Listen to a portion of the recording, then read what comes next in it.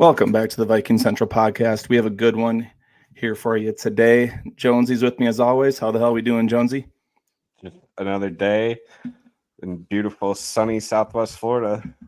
You lucky, you know what. Justin, how we doing? We got Justin here from Purple Persuasion.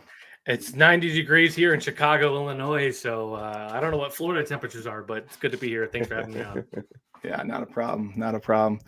Justin's one of the best around, especially on Twitter. So You'll find him at Purple Persuasion on Twitter. Are you on any other platforms, Justin? Yeah, we just started launching on, kind of getting more involved on Instagram and definitely Facebook as well. So the Purple Persuasion on Facebook, Instagram is TPP Skull on most of our platforms. But you guys seen us, let's talk about us. It's all good. It's having fun. Awesome. So thanks for having me on again. Yeah, not a problem. Before we get into the show here, I'm going to do a quick sponsor. It's with Playbook Products. Check out Playbook Products and use code Viking Central for 20% off your order. Laser etched items like coasters, mugs, posters, T-shirts, and more. Historical plays like Adrian Peterson's 296-yard day against the Chargers or the Minneapolis Miracle. Just really cool items. Again, use code Viking Central for 20% off your order. The link will be in the description. All right, Justin, I'm going to hit you with the tough questions right off the bat. All right, so me and Jonesy just did this not long ago, and it's kind of been circulating around Twitter. RG3 is the one who started it. But we want to know, who's your GOAT sports movie coach? Who's your GOAT? GOAT sports movie coach. Like, it's not just football; it's any sport. Any sport. This is on the ball. Movie. This is a true on the ball right here for the fans listening. Yes. It's 100% Kurt Herbstreit. Just with the USA hockey team, the Olympics. I might have watched a little bit there. Yeah, Herb Brooks. But that movie just hypes me up. Wasn't around during that time, per se, but that movie just fires me up. I love hockey a lot too. Played hockey, and I just always respect Herb in that movie and how he hyped up and defeated one of the best teams in Olympic history, which we got the Olympics going on right now too. So that's a little subtle subplay right there. Heck yeah, Jonesy will like that pick. He was your number 2 pick in our number 2 draft. Yeah. I very much pandered to the state of Minnesota in our draft. Yeah. There are a lot of Minnesota fans in there too. That was good. How do you feel about, more importantly than who's your GOAT, how do you feel about coach Herman Boone from Remember the Titans? Remember the Titans. Oh, I'm not going to sit here and say I know it. I know the Vikings, but this is a good question. But that movie as a kid, I guess I was a kid at that time. Growing up, that movie was special. There's a few liners that I know. I don't know if it's from the coach, but given how the story ends in the whole show, he's got to be up there top 5 easily in all time. Yeah. But hopefully, I'm not wrong on that. If you had one play to win the state championship game, okay, would you choose to run an 80-yard double reverse with your quarterback lead blocking? That's what happened. Remember, because that's what Coach Herman Boone did, and that's why he's not one of my goats. I mean, what was the other option? I was waiting for Plan B there. No Plan B. I'm asking, would you choose to run that play at all? It sounded very complicated. Probably wouldn't run it if I was. Well, Jonesy almost kicked me off the podcast because I've never actually seen Miracle before. I've never seen the movie before. Yeah, I know that's like, I don't know, man. You're missing out, man. It's a classic. Absolute classic. I'm still on my Norman Dale Hoosiers. He's my GOAT. He's my number 1 guy. All right, so now that we got that out of the way, we'll talk a little Vikings. We got the tough questions out. We'll talk some Vikings here. So obviously the big talker right now is maybe JJ McCarthy's performance at training camp. Seems like it's been a lot of positive. There's even also some rumors that he's been outplaying Sam Darnold, which, maybe at the end of the day doesn't really take a whole lot. He's been getting hyped up as well, especially, with the shorts on and everything like that. He's looked good, but he has had like 3 straight practices with an interception. So he's not taking very good care of the football. And that got Nick Mullins benched last year. So your initial thoughts on JJ McCarthy and kind of what that looks like right now. Yeah, maybe it's not obvious, but JJ McCarthy, just taking a big picture perspective, like I like Sam Darnold. I'm not there's no offense there, but for me, JJ's the future, whether you like it or not, as Viking fans. He is the future. They invested this much into him. There's zero chance he never, something happens with him. Even if Sam Darnold won a Super Bowl, maybe not a Super Bowl, but NFC championship or less, Sam Darnold's not part of the future. So with that, for me, it's root for him as much as you can. But on week 1, if that's JJ, going to be very excited, obviously. But if it's Sam Darnold, I'm going to root for him. He's our quarterback. So, but for now, it's for sure. I don't get the attachment. Maybe you guys can elaborate and tell me about it, but I don't get the attachment with Sam Darnold. He's only a couple months old, in the system more than JJ. We haven't seen him play in a purple and gold jersey. So, it's not a Kirk Cousins or somebody controversial that I could, wrap my head around it, and understand some of the arguments. But the Darnold defenders out there, I don't know, man. But if he's week 1 starter, I'm in. But for now, we're not there yet.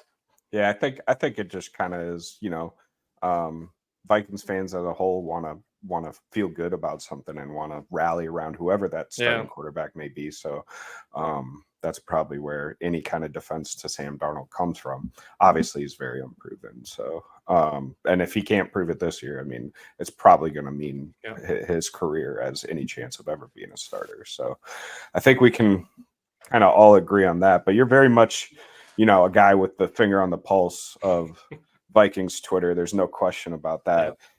And training camp, obviously just getting started today, the first day in pads. I'm a vibes guy. What kind of vibes are you getting out of the JJ McCarthy performance from the team? Yeah, that's a good question. I like that. The vibes I get, to me, I think Sam Darnold JJ McCarthy is a little bit ahead of schedule in my opinion.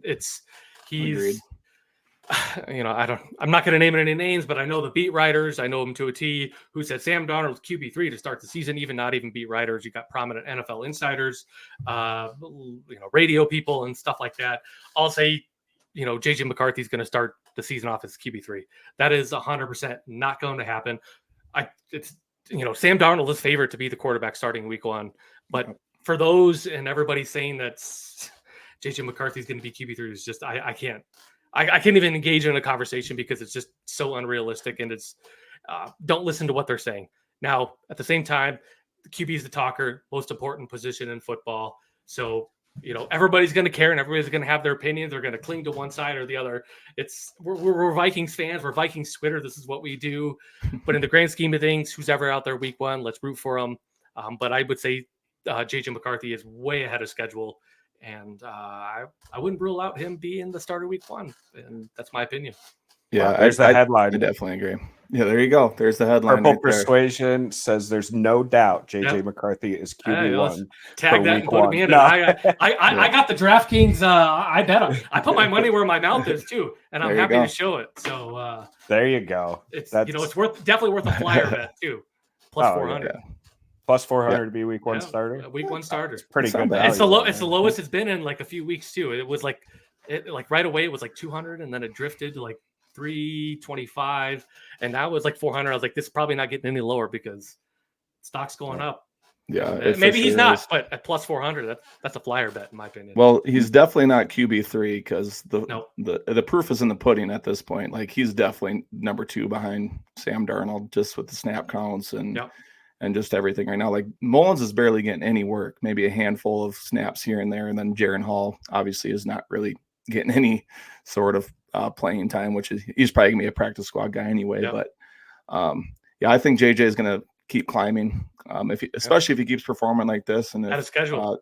Ahead of schedule, exactly. 2 days in, he's on QB2. We're taking QB, and he was very similar. I don't know who it was. It was Judd or Will, one of those two of the beat, had it they charted his snaps, and he was 1 snap off on 11 on 11s and 2 snaps off on 7 on 7s. So that's Hall is getting nothing. Mullins is getting a couple of that. And it just, that was to me, that was a huge news, but it was so underplayed by the Vikings. But I get it. So it's been underplayed all off season. There's barely been any hype around JJ McCarthy, from the social media team or Vikings Entertainment Network. It's been pretty quiet. I mean, there's been some stuff, but you think the highest ever drafted quarterback in Vikings history, there'd be like a lot of content pushed at us, and there hasn't been a whole lot. So yeah, I wonder if that's the front office, Kevin O'Connell, just kind of saying, just tune it down a little bit. So it's interesting. I mean, but I think he's going to be week 1 starter. I've been saying that from the beginning. I got that one. You got bookmarked right there. I might have quote tweeted or something off it. I'm the same boat. And if Darnold's one, let's go. But so if that's the case, if it ends up being McCarthy, do you see a world where the Vikings then maybe trade Sam Darnold away? Like if McCarthy's able to win that job, they have a very proven backup who's obviously great with the headset on because he was for Kirk and Nick Mullins, you know, and you got an athletic guy who can sit third who, you know, not great playing time, but has played, and Jaron Hall as an emergency guy if God forbid you need it. What are we doing with Darnold? Then there's going to be a team out there whose quarterback goes down. That's a great question too, which actually has been brought up before and discussed on Vikings Twitter a little bit, but I don't remember exactly who it was. I want to say it was a national insider or beat writer, or like they cover the team. It wasn't a local beat writer by from what I'm getting off. But if somebody tags me in it, I will spend the energy and the effort to look it up because I know I have it. But there was a discussion of maybe Sam Darnold kind of starts the season, performs somewhat well, and then they feel like JJ McCarthy's ready and that he could bring some value as a trade asset, which I think is unique. It's obviously speculative stuff. Obviously in the off season, people need stuff to write about and talk about, which I do in general. And I like to, but I think that's a unique thing. So, you know, say JJ doesn't start, Sam Darnold's in. I hope he performs well and we're winning, but there could be a scenario where we're not quite winning or Sam Darnold's performing well and maybe the defense or something happens or turnovers. That whole bug hits again, hopefully not. But that could lead to a situation maybe at the trade deadline, they take a chance on JJ and they get some draft capital for Sam Darnold. Imagine how incredible Kwesi looks and Kevin O'Connell look if Darnold starts the season. They trade him after 3, 4, 5 games for a 3rd or 4th round pick. That means we're winning. Sam Darnold's performing good. It's genius, and we get trades and it's good. They're gonna look at the Chiefs and be like, "You could have did this with Alex Smith, you idiots." Yeah. Funny. No, I love it. It's gonna be interesting to watch. I mean, it's gonna be all the way up to. I don't think they're gonna name a starter until like the Wednesday before week 1 or something like that. We'll have an idea by then, though. Like you'll see snap counts or for sure, but it's still early. Yeah, so it's gonna be fun to watch play out. But there is other positions other than quarterback. Yep. So we'll move on here and.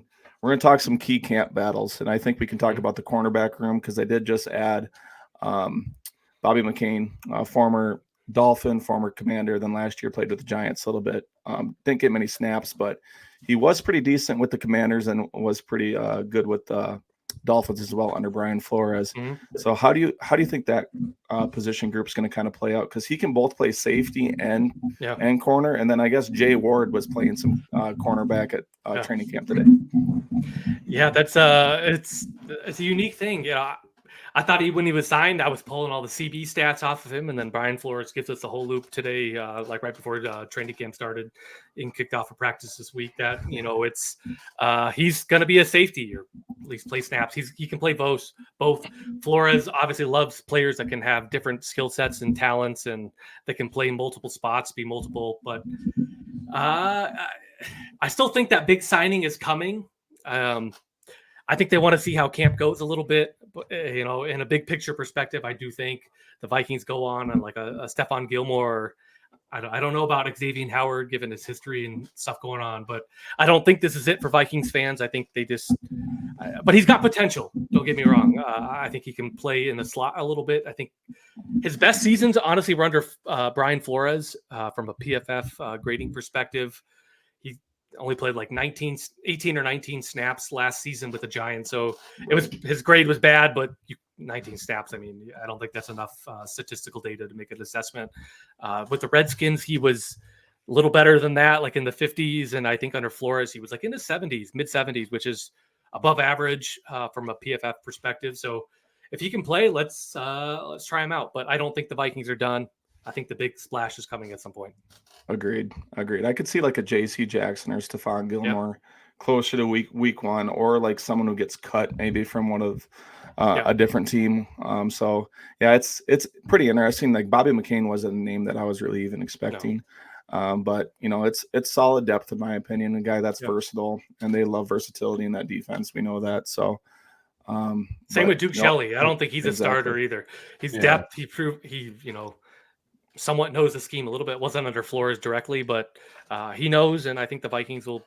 I think the defense is going to be as big as a concern as a lot of fans are making it out to be. Cornerback is definitely an issue, but I think the defense is going to be the shining star early in the season. I mean, bringing in McCann, I mean, like, I hate to harp on it, but what does that mean for Lou Cine? I mean, to say this guy's playing safety, like, that's pretty much the nail in the coffin, I think. Yeah, I think he was out. He's missed, I think, back-to-back or even 3 practices together. I caught wind of it like a couple days ago, but I didn't really pick up on it. But now that it's a reoccurring theme, I think it's something that definitely is worth noting, talking about. Kevin O'Connell hasn't said anything. Flores hasn't said anything about the whole issues and injuries.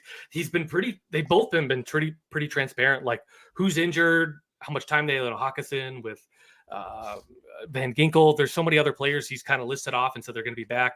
Najee Thompson too is another one, but he hasn't said anything about Lou Cine, and I know that there was rumors out there on Vikings Twitter that they're going to trade him. I mean, Kevin O'Connell does speak tomorrow, I think, right before practice, so maybe I think somebody's going to ask him about it. They definitely should. So we probably get some insight tomorrow about it, whether he's got a little injury or maybe he's in some trade discussions. Don't rule it out. Yeah, I mean, I don't know what kind of value he'd bring right now. A 6th, maybe a 7th, like a conditional one, like pick swap somewhere. Yeah, it's not going to be much, and that's just that's not good. I mean, training back 20 spots in 2022, and when you could have took Kyle Hamilton. I'm not going to get into that because that's another Vikings Twitter loves to talk about Kyle Hamilton. So I won't get into that. What's the biggest camp battle right now that in your mind? What are you thinking? Like position wise? I mean, for me, it's the quarterback. That's more important, but we already kind of talked about it. So I guess, sorry. Yeah. Other than quarterback. Other quarterback. But I think wide receiver 3, I think is a battle in guards position. I think Naylor's got it. I got to stay healthy. Yeah. In my opinion, I don't think they're going to bring in any splashy wide receiver 3, at least from what I've gathered and gleaned, but maybe they do. I think the guard position is definitely intriguing. I wouldn't rule out Reisner. I think Brandell is definitely the left guard for sure. I think Reisner may surpass Ingram. If you ask my co-founder Mick, he's a diehard Ingram. He's going to win, but I'm not. For me, I think it's a year 3. O'Connell's kind of called him out a little bit, saying you need to be more consistent in year 3 as you get a buy as a rookie. You refine some things that you were weakness in year 1, and that's what you do in year 2. But year 3 is you need to repeat this game in and game out. And I don't know if Ingram's there yet. And Reisner's a good dude. He struggles in the run blocking system, but I know they want to run more. So I really think that battle's kind of it's as Viking fans, we're all scarred by linemen and the offensive line and everything going on there. But I think this year it's kind of the under talker, but I think the QB is talker and wide receiver, because those are the splashy positions, are kind of underrating the offensive line position battle at right guard. Yeah, I'm kind of looking at the wide receiver group because, like you said, I think Jalen Naylor is going to win it if he stays healthy. Then you got Brandon Powell, Trent Sherfield. What is going to be interesting, I'm going to kind of segue into this, is there's been rumors that Jordan Addison's going to get suspended the first 3 games of the season. So that's going to be interesting to see if they do bring in another guy just to replace him.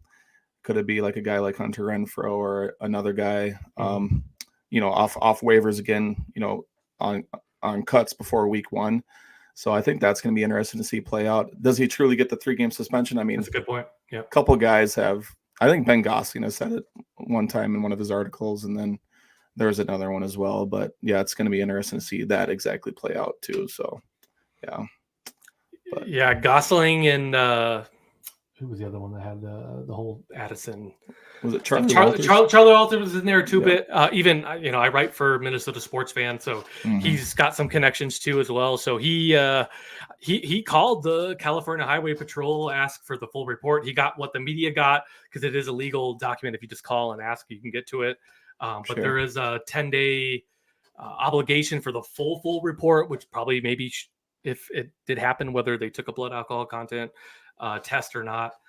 I think that's an interesting thing. I really, Kevin O'Connell and Kwesi, in my opinion, when they were asked about it, in their opening presser conference before training camp, they seemed not as punishmentable, from a perspective like, hey, he this is his second time. I thought they'd be more like, well, this can't happen again.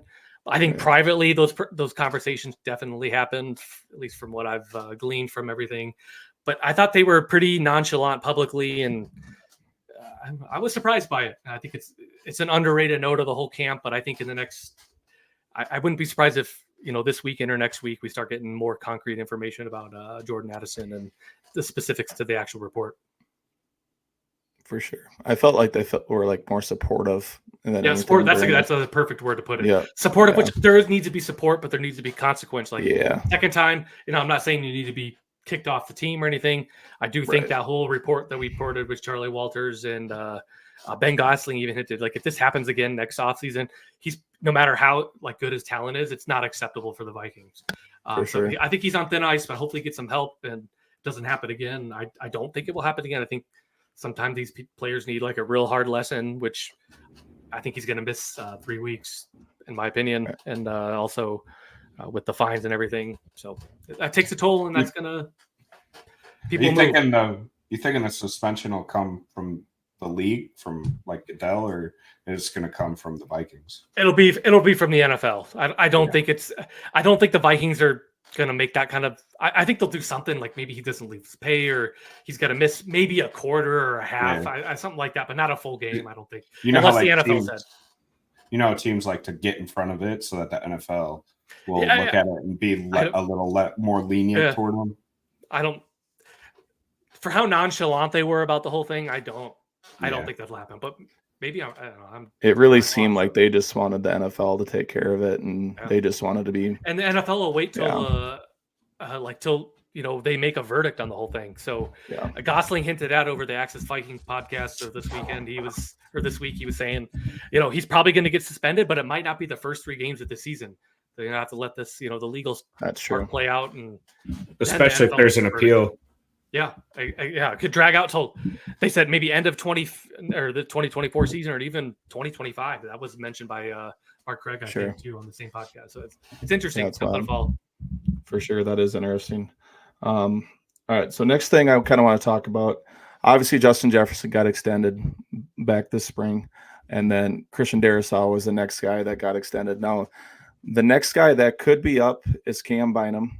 There's kind of been a hot topic, like, shouldn't we offer him a contract extension, because he probably will be like a top 5, top 10 paid safety in the league, and we are pretty deep there. So what's your thoughts on that? Do you think we should offer him a contract extension, or should we just kind of let this play out? Top 5, I don't know. That was kind of that's a bold assessment there. I like Cam Bynum. He's solid. My value at him is like, it's probably going to be tough to hear for a lot of people. For me, he's worth like $8.5 to $10 million per year. Sure. That's definitely not going to make a splashy take. We're not comparing this to quarterback money, but if you look at the safety market, that's definitely not top 5. I think it's what he needs, and I think what the Vikings need for the future. I think Metellus has potential. They're really, really, really high on Jay Ward, and I guess they shifted him over, but they like his versatility. So I think he's got potential, whether it's safety or they end up shifting him to cornerback.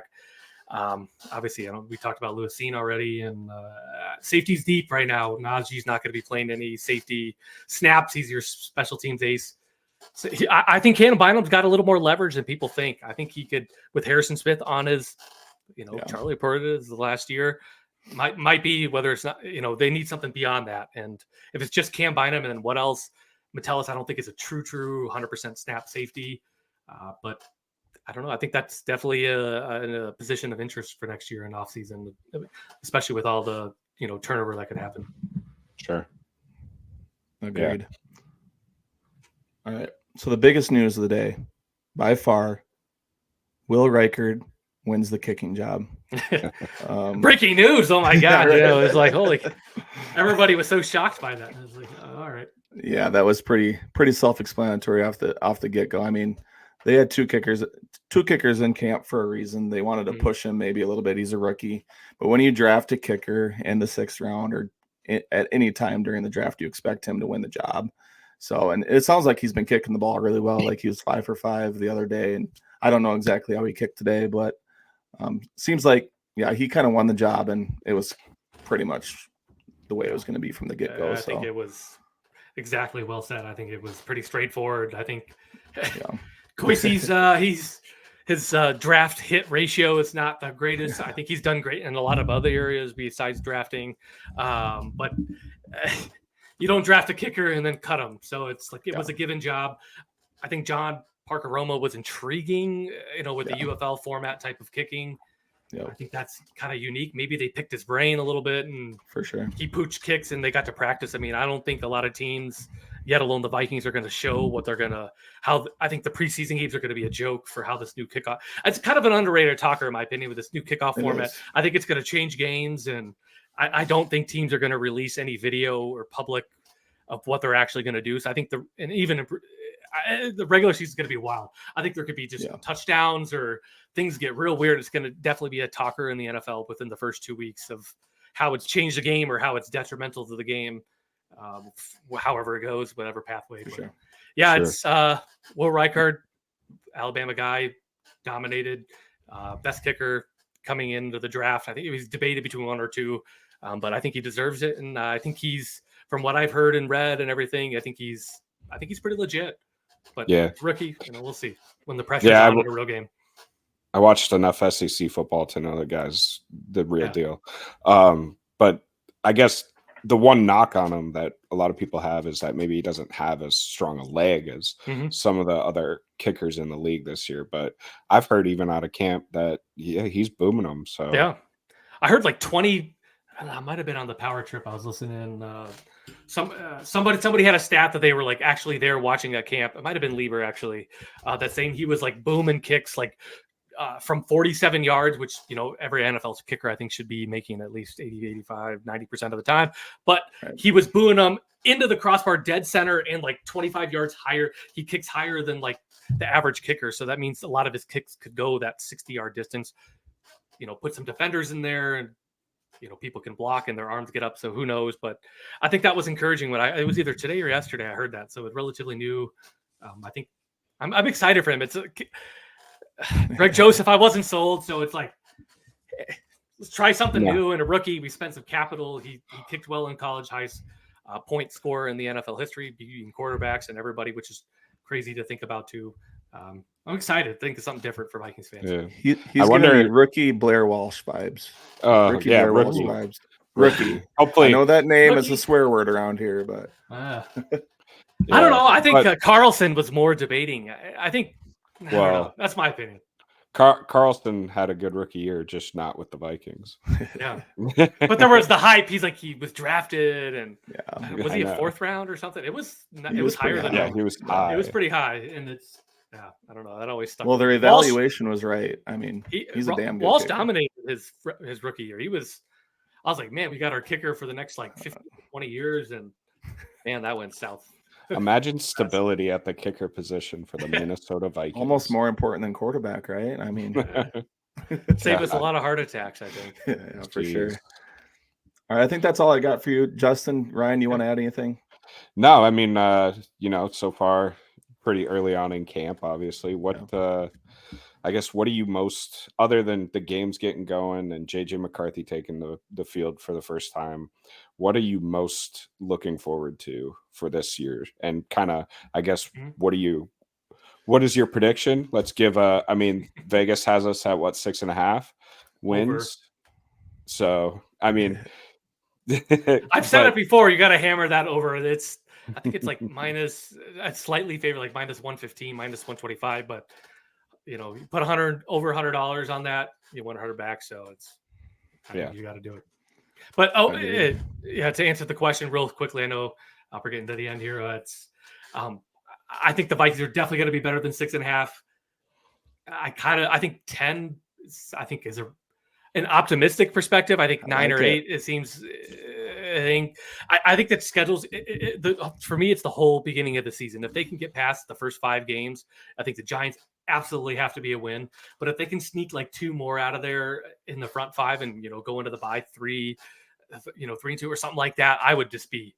I think the ceiling is there because that midseason, the end season, they can win some games. Obviously, the good teams get better. Bad teams that seem good are going to get worse, and then there's the whole element of the NFL. You got to play the games, but I like this anywhere from that 8 to 10 kind of win range, and I'm excited about this season. I think the defense is going to be a lot better than people think. Going back to your initial first, question, I think Brian Flores year 2, a lot of the players in year 2, I think he's always thrived with. They don't need that guy, it's like that guy on defense that changes games. Flores has always thrived with everybody that's kind of like average or a little above average, and he brings the best out of them. Half the team or quarter of the team had their best seasons of their career under him. I think it's going to be very fun. I think the offense probably starts off a little slow to start the season, but I think the defense is going to keep us into games for longer than they did last year, which was a lot. Agreed. Right. I mean, if we win 9 or 10 games, I think that's a massive success because this is supposed to be a transition year. Like JJ McCarthy, rookie year, you got your bridge quarterback. How is that exactly going to play out? And then you got all that cap space for next year and beyond. Like if you can rattle off 9 or 10 wins this year, like that's a huge success. I mean, and even if McCarthy gets action too and seems to perform well, I think it's a win. And anything better, I think the NFC North is going to be a grind. Like all these teams are good, so 10 wins could easily win the division, I think, in the NFC North. Yeah. I think 9 has a chance. Wow. And I mean, honestly, like it's really a win-win situation for the Vikings because if you think about it, if they end up with a good season, winning some games, like Justin said, hammer that over. Hammer. Awesome. We beat all the expectations that were bestowed upon us before the season started. And if we end up losing a bunch of games, hey, we got another really low or high draft pick, however you want to look at it, another really good draft pick going into next year. And, we already got the quarterback and the rest of the team set up for success with a massive amount of salary cap coming available as well. So I think this year, Vikings fans just sit back and enjoy the ride. Well said. Hell yeah. No, it's going to be a fun season, especially even the next 4 weeks are going to be really fun just to see how this all plays out leading up to week 1. Jonesie, thanks again. Justin, Purple Persuasion, appreciate you joining us. Thanks for having me on. All right, we'll see you guys in the next